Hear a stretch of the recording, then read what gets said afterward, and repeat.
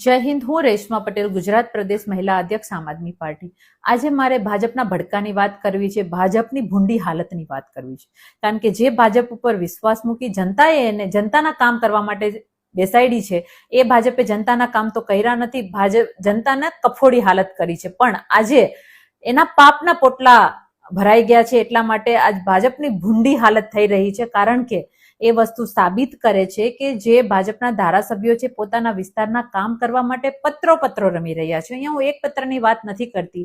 જૂનાગઢના ધારાસભ્યના વિસ્તારની સમસ્યાઓને લઈને પત્ર લખી રહ્યા છે. વિરમગામના ધારાસભ્ય હાર્દિકભાઈ એ પોતાના વિસ્તારની ગટરો સરખી કરવા પત્ર લખી રહ્યા છે. રાજુલાના ધારાસભ્ય સિંહોના મૃત્યુ પર પત્ર લખી રહ્યા છે.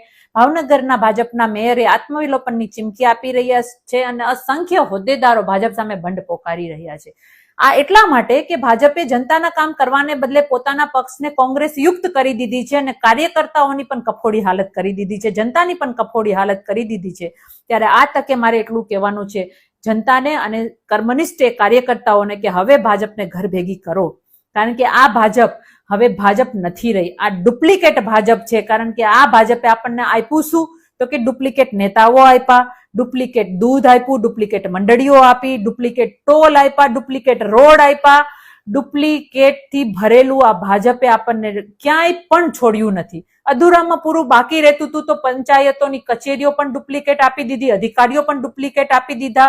એટલે આ ડુપ્લિકેટ નેતાઓની જે ભાજપ છે એને ઘર ભેગી કરવાનો સમય આવી ગયો છે.